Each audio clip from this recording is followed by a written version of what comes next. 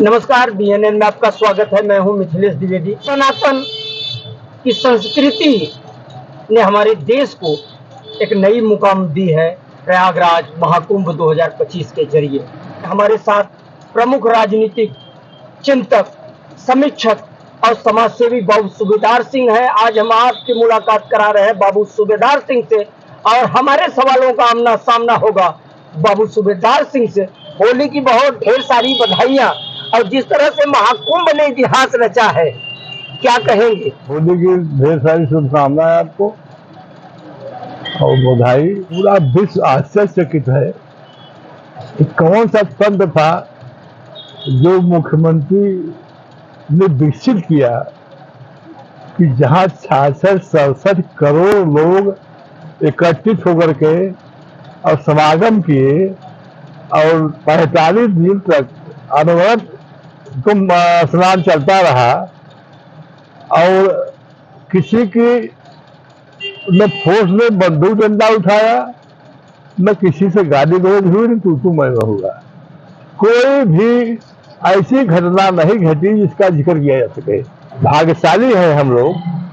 कैसे मनीषी हमारे पास योगी आदित्यनाथ व प्रधानमंत्री नरेंद्र मोदी जैसे लोगों का प्रतिनिधित्व हमारे देश को मिला है। हम सब भाग्यशाली हैं। उनके देख रेख में हम लोग फल फूल रहे हैं। और जहाँ तक कुंभ के विस्तार और उसके महत्व का विषय है, पिछली बार भी हमने कहा था ये कुंभ नहीं है, ये महाकुंभ है। 144 वर्षों बाद लग रहा है। इसका महात्म अलग है, इसलिए पूरे विश्व ने उसका महत्व दिया और लगभग 75 देश ने इसमें कुंभ के पर्व में भागीदारी निभाई और इतना बड़ा हुजूम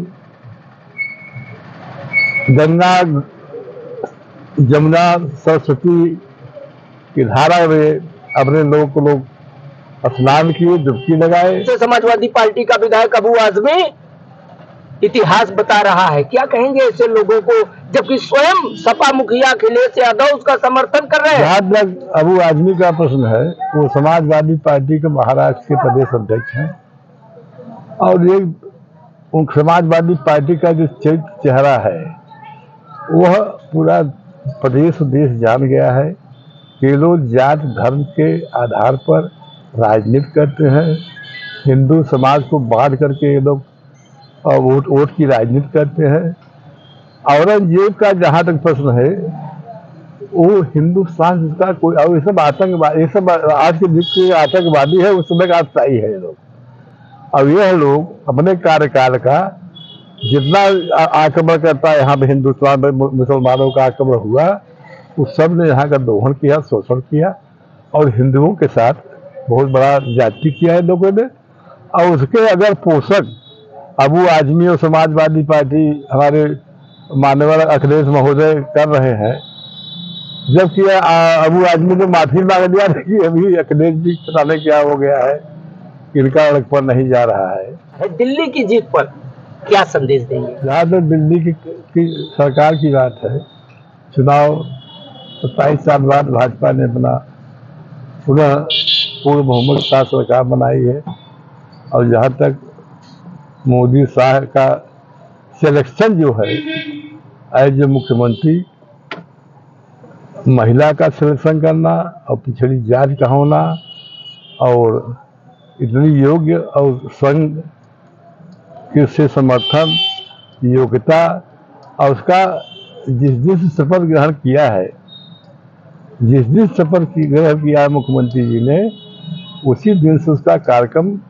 इतना धुआंधार चल रहा है कि जैसे लगता है कि 5 साल कार्यकाल 1 साल में सब समाप्त कर देगा वो सरकार बड़ी सफल रहेगी। जमुना की सफाई देख रहे हैं आप, हो रही है। नल में जल की सप्लाई ठीक की जा रही है, बिजली सप्लाई ठीक की जा रही है, सारे काम चहुमुखी विकास की तरफ बढ़ रहा है। सामने होली है, क्या संदेश देंगे इस बार की होली में लोगों को? देखिए, बहुत जबरदस्त फॉर्म इसमें योगी मोदी जी हैं। हिंदुत्व एकदम चरम सीमा पर है और उसका जो उत्कर्ष हो रहा है। अब संभल जैसी घटना से 2 दिन से तुल मचा हुआ है।